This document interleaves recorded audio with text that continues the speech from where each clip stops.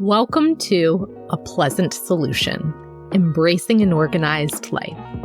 I'm your host, certified life coach, professional organizer, and home life expert, Amelia Pleasant Kennedy. And I help folks permanently eliminate clutter in their homes and lives. On this podcast, we'll go beyond the basics of home organization to talk about why a clutter-free mindset is essential to an aligned and sustainable lifestyle. If you're someone with a to-do list, if you're managing a household, and if you're caring for others, this podcast is for you. Let's dive in.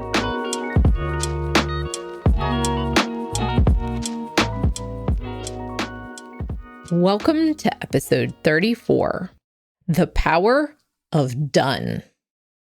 Hey y'all, I've recently returned from Dallas, Texas, where I attended the annual mastermind of coaches through the Life Coach School community. It was a 2-day gathering where we celebrated our individual successes, planned future collaborations, and widened our perspectives about what's possible in life and business. I had the honor of being nominated to speak to the entire crowd. There were approximately 800 of us in attendance live and an additional 1,000 coaches tuning in virtually. This year's theme was Feel Harder, and the experience of sharing my story and perspective to that many coaches at once, it was exhilarating. There were a series of steps I had to complete in order to walk out and face the crowd. First, I had to acknowledge I'd be attending the event, and I had to accept the challenge of presenting. Next, I had to pitch my idea to the Life Coach School via an outline and a 3-minute video submission. Then I had to wait patiently. I didn't hear back from the school for a few weeks, and when I did, it was suddenly go time. I wrote my speech, revised it, got coaching from my coach, listened to my inner wisdom, and trimmed the talk down sentence by sentence. The speech was initially expected to be 25-30 minutes, but the final time slot ended up being 20 minutes. Then there were the additional details, slides, selecting music, and an outfit, of course, expecting a bit of nervousness, and memorizing the 20-minute speech. I share all this because I took it one step at a time. And I also made it one decision at a time. Looking back now, I can see that the process of pulling the speech together could have been a to-do list. However, in my mind, I was counting how much I'd accomplished each step of the way. Which brings me to today's topic, the power of done. In our productivity-oriented culture, there's so much focus on the to-do list. I, on the other hand, love to redirect my brain towards what I've already completed. On today's episode, I'll be outlining why I think to-do lists are slightly problematic. Then I'll offer that you reframe your days and weeks towards what you've done or finished. It's a subtle tweak I use to move away from overwhelm and build a mindset of success. This shift feels so much better and will leave you feeling a bit more in the gain each day rather than the gap. Dan Sullivan's concept of gap and gain shows up in a variety of places in the business and mindset world, and I think it can be appropriately applied to our home life as well. So, first, take a moment to pause and think about the way you approach projects or tasks. How easy is it for you to identify the steps involved from here to there? Breaking things down into parts is a skill, and it requires a level of executive function. You may be excellent at applying this skill in your work life, but may not have thought about applying it to organizing or other home life tasks in the same way. Or you may be so good at breaking things down into parts that your list of steps is just longer than long. Notice where you are. Notice what kind of list maker you are. Notice if your current style and approach is working for you in some areas, but not others. The goal is to create awareness around whether you're always trying to keep up, always feel like you're treading water, or always feeling pressure to keep tackling task after task. Sure, I encourage clients to write out their thoughts, their plans, their tasks, and their ideas so that they're able to keep their minds clutter-free. Your brain is for thinking, not remembering your to-dos. So, yes, list making is helpful in many regards. For most of you, however, your to-do list turns into a list of required tasks. It's often jumbled with critical or urgent tasks being mixed in with nice to do or in the future tasks. When tasks are mixed in this fashion, every item seems important and necessary. Your brain sees all that it has to do, and for most folks, this leads to a feeling of internal pressure. It's this pressure of needing to keep up or always stay working that I'm not in favor of. The to-do list is a bottomless bucket.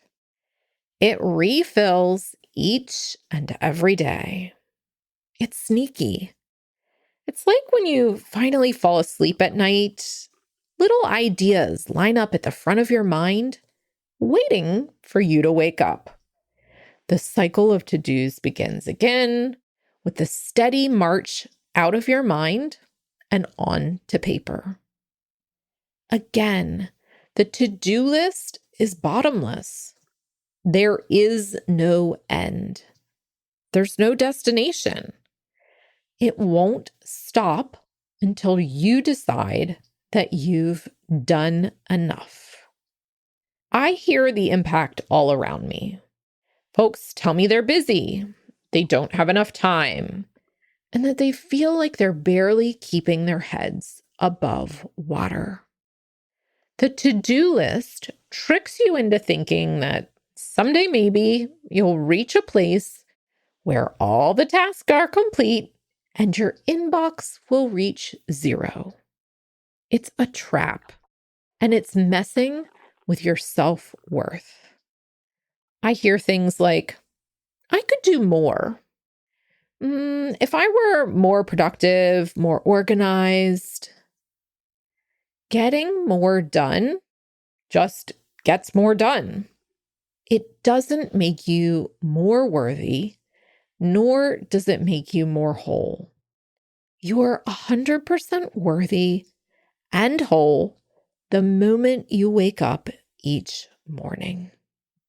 It's the thoughts that you have about what you've accomplished or not that create how you feel each day.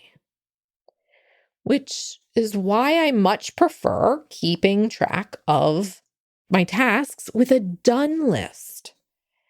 Your to-dos only matter if you choose to do them. What matters is what you've completed. Getting out of bed is worth celebrating. Each moment beyond that is a win. If your mind is arguing with me right now, I'd be curious to know what's an accomplishment and what's not to you. Don't forget that you get to create the definitions in your life.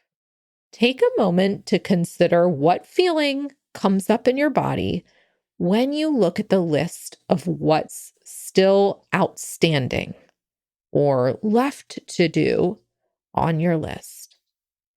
How does it feel for you?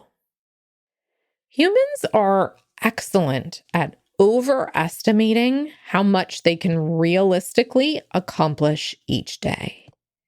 We're not that great at calculating how long tasks take, nor how much brain power or physical capacity we have to complete them. That's one reason you may end up feeling less than for not checking off the number of tasks on your list that you'd told yourself you'd complete. You can circumvent this self-loathing trap by instead leaning into the power of done. I recognize that this might not be an easy transition. I recognize that it may take practice. However, I do know that this mindset shift works. It will teach you to own all that you prioritized, all that you took action on, all that you accomplished each day. And trust me, I know from experience, it feels amazing the more you practice. Last month, my mindset coach set a daily reminder for me to write down what I accomplished in my business each day. Completing this podcast would be a great example. I think about each of you on an ongoing basis, and I write a weekly newsletter, and I produce a weekly podcast. I teach workshops. I coach my private clients and help them declutter and organize their homes and lives. I connect with strangers online, and I provide free content. I read and participate in professional development. I donate my time and skills on a regular basis. My coach encouraged me to notate for myself these steps that I've just shared with you. The steps I was taking in service of my clients each and every day. And that's you. I had to post them to her for accountability. At first, it was a bit of a challenge. I had to think back to how I used my time for the day. I had to identify the results I'd created, like this podcast being recorded. My mind would try to bicker with me, honestly. It would say things like, that doesn't count. When you begin tracking what you have done each day, it's best to expect a little internal pushback. Your brain is in the habit of seeing the items not checked off the list. It's been seeking out more to do. It's been judging the undone for so long that, yes, this might be a challenge at first. Remember, you're in charge of what qualifies as done. Each time I completed a step in the mastermind speech process, I gave myself credit when I said, yes, I'm in. I gave myself credit. When I wrote and filmed the pitch, I gave myself credit. When I submitted it, I got another point. Life is made up of a series of days. Each day is made up of a series of choices and activities. This is the journey. If I'd waited to only give myself credit for standing on the stage, sharing my thoughts with the 1,800 people in attendance, it would have been much less fulfilling. Done is what you make it out to be. Done could be the entire project or process, or it can be each step that you take towards the end goal you've identified. Keeping track of what you've accomplished gives you the chance to honor your journey. It feels so much better to point your brain towards what you've completed, the steps you've taken, the progress you've made. Redirecting your attention to what you've done places you in the mindset of success and progress. It's a way of intentionally validating yourself rather than waiting for or seeking out external validation. It teaches you that your life and your contributions matter.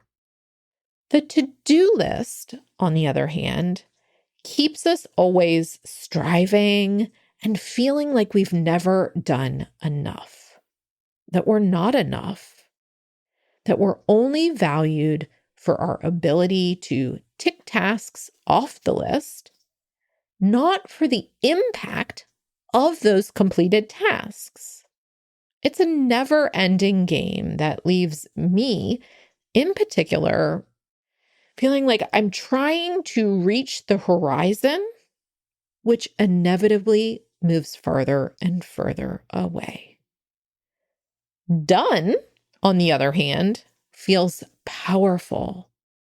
Whether it's getting my laundry folded and put away, or getting a load of groceries for the fridge, acknowledging that the task is completed, even if only for a temporary time, feels like satisfaction.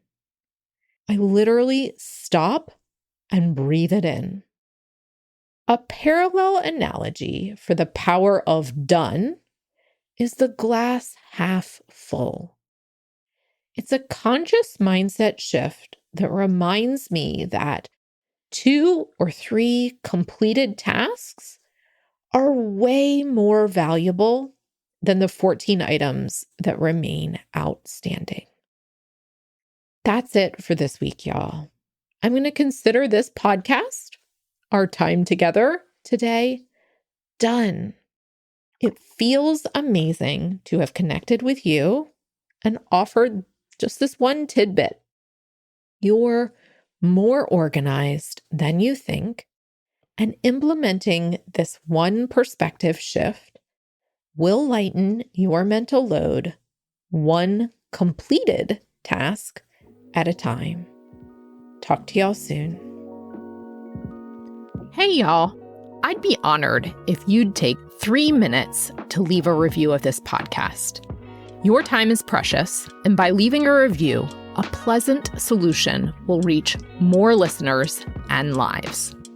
I'd also love to hear your feedback and share your review on a future episode. Talk to y'all soon, and remember, you are more organized than you think.